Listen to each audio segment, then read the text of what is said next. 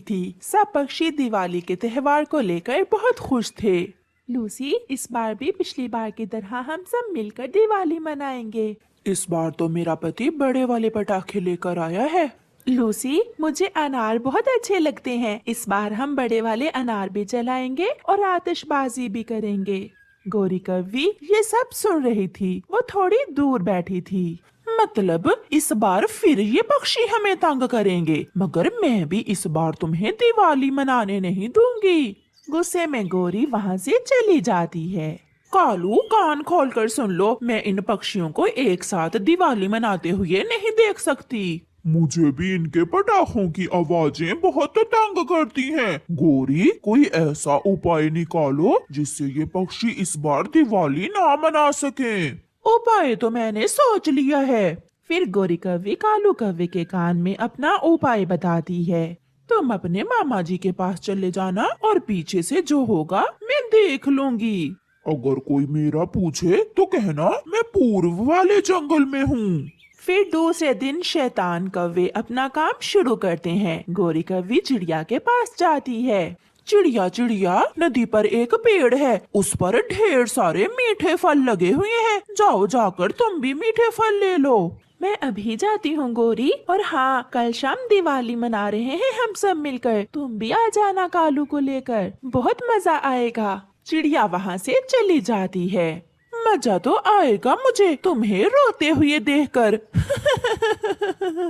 जैसे ही चिड़िया नदी पर जाती है, कालू कौवा चुपके से चिड़िया के घर में जाता है। कुकू, मेरे साथ चलो, मुझे तुम्हारी मम्मा ने भेजा है, वो आपको बुला रही है। मगर मम्मा कहाँ है? आपकी मम्मा मेरे घर में है, हमने खिचड़ी बनाई है। आपकी मम्मा ने मुझे कहा कि मैं आपको भी ले आऊं। कुकू भी खिचड़ी के लालच में आकर कालू के साथ चला जाता है। कालू कुकू को साथ लेकर सीधा दूसरे जंगल जाता है। यहाँ नदी पर तो कोई मीठा फल नहीं है। ये गौरी भी हर समय झूठ बोलती है। चिड़िया निराश होकर वापस लौटती है। कुकू बेटा, कहाँ हो? घर में अपने बेटे को ना देखकर चिड़िया रोने लग जाती है। कुकू बेटा, आप कहाँ चले गए हैं? चिड़िया अपने बेटे की खोज में घर से निकलती है। रास्ते में चिड़िया को मिट्ठू तोता मिलता है। चिड़िया चिड़िया, मेरे साथ चलो, मैं बड़े अनार और पटाखा रॉकेट लेने जा रहा हूँ। इस बार तो दिवाली धूमधाम से मनाने का सोचा है सबने। मगर मिट्ठू भैया, मैं तो अपने बेटे को ढूंढने जा रही हूँ। कुकू न जाने कहाँ चला गया है। कुकू तो बहुत छोटा है, वो अकेला तो कहीं नहीं जा सकता, फिर कौन लेकर गया है उसे? चिड़िया और मिट्ठू दोनों कबूतर के पास जाते हैं। मिट्ठू, आप अभी तक गए नहीं? मैंने कहा था कि तुम बड़े अनार ले आओ। कबूतर भैया, मेरा बेटा कुकू खो गया है। वो मुझे बताए बिना कभी नहीं कहीं गया। ये काम कौन कर सकता है? कुकू को किडनैप कौन कर सकता है? चुप कर जाओ, मैं एक लगाऊंगा। मुझे मम्मा पास जाना है। कालू अंकल, आपने झूठ बोला, प्लीज मुझे मेरी मम्मा के पास छोड़ आए। कालू, इसकी चोंच बांध दो, ये तो मुझे सोने ही नहीं दे रहा। फिर कालू कौवा एक रस्सी से कुकू की चोंच बांध देता है। चिड़िया, कबूतर और मिट्ठू सब कुकू को ढूंढ रहे थे। शाम भी हो गई थी। दिवाली का भूलकर सब कुकू की खोज में लगे हुए थे। अपने घर के बाहर गौरी उन्हें ऐसे परेशान उड़ता हुआ देखकर बहुत खुश हो रही थी। बड़े आए दिवाली मनाने वाले, गौरी के होते हुए तुम सब कैसे खुश हो सकते हो? रात हो जाती है, मगर कुकू का कहीं पता नहीं चलता। फिर वो सब थक हार कर वापिस आ जाते हैं। रास्ते में उन्हें बुलबुल मिलती है। आप सब यहाँ? मैं तो आपके पास जा रही थी। क्या दिवाली नहीं मनाएंगे इस बार? बुलबुल, मेरा बेटा कुकू कहीं खो गया है, हम सब उसे ढूंढ रहे हैं। कुकू? वो तो दोपहर को कालू कौवे के साथ दूसरे जंगल की तरफ जा रहा था। मुझे पहले ही उन कौवों पर शक था, ये काम उन कौवों का ही है। वो कौवे ऐसा क्यों करेंगे? हमें परेशान करने के लिए वो कौवे कुछ भी कर सकते हैं। चिड़िया बहन, आप चिंता ना करें। अगर घी सीधी उंगलियों से ना निकले तो उंगलियां टेढ़ी करना पड़ती हैं। मैं देखता हूँ इन कौवों को। फिर रात को कबूतर अपने चेहरे पर मास्क लगाता है और गोरी कौवी के घर जाता है। उठो उठो काली कौवी, वरना तुम्हारे पंख काट दूंगा। कौन हो तुम और तुम इस चाकू से किसे मारने आए हो? मैं डाकू हूँ और मैं तुम्हें मारने आया हूँ। डाकू जी प्लीज मुझे ना मारे, मैं तो अभी जवान हूँ। मैं मरना नहीं चाहती, प्लीज कल आ जाना, मेरे पति कालू कौवे को मार देना। अगर जीना चाहती हो तो सच सच बताओ, चिड़िया का बेटा कहाँ है? गोरी डरी हुई थी, इसलिए वो जल्दी से बोलती है।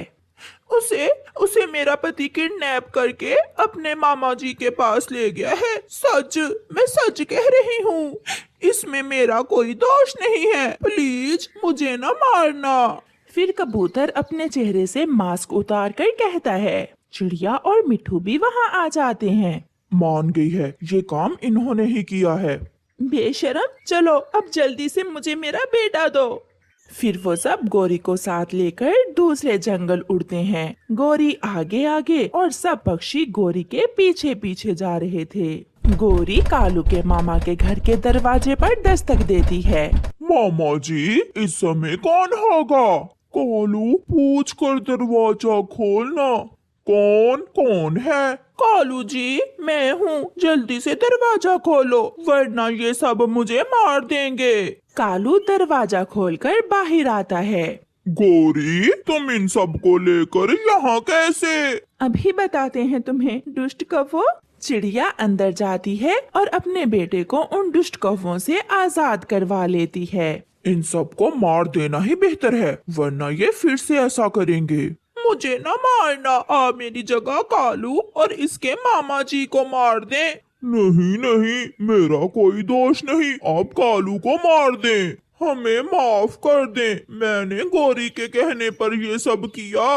मम्मा, कालू अंकल ने मुझे मारा भी था। अगर दोबारा तुम में से कोई भी हमारे जंगल में आया तो वो अपनी जान से जाएगा। फिर सब पक्षी कुक्कू को लेकर वहाँ से चले जाते हैं और फिर दूसरे दिन पक्षी पूरी तैयारी करते हैं और रात को सब मिलकर दिवाली मनाते हैं। सब मम्मा पक्षी एक तरफ बैठी हुई थीं। कबूतर तो अनार चलाकर डांस कर रहा था। मिट्ठू पटाखे पर पटाखा चला रहा था। वो सब बहुत खुश थे क्योंकि दिवाली जो थी और वो सब उस त्योहार को खुशियों से मनाते हैं। प्यारे दोस्तों, आप सबको मेरे और मेरे दोस्तों की तरफ से दिवाली की शुभकामनाएं। एक पेड़ पर कौवे का घोंसला था और दूसरे पेड़ पर चिड़िया अपने बच्चे के साथ रहती थी। वो दोनों पड़ोसी थे। चिड़िया कौवे के पास आती है।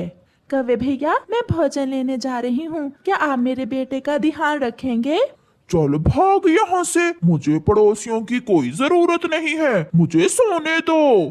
कौवे भैया, पड़ोसी एक दूसरे का सहारा होते हैं, मुश्किल समय में एक दूसरे की मदद करते हैं, दुख और सुख के साथ ही होते हैं।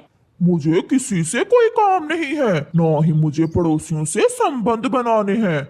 चिड़िया वापस चली जाती है। वो अपने बेटे को अपने ऊपर बिठाकर अपने साथ ही ले जाती है। चिड़िया उड़ती हुई जा रही थी कि उसे घने जंगल में एक बूढ़ा पक्षी नजर आता है जो दर्द से कराह रहा था। कोई मेरी मदद करे, कोई मेरी मदद करे, मैं मुसीबत में हूँ। चिड़िया वहाँ जाती है। वो अपने बेटे को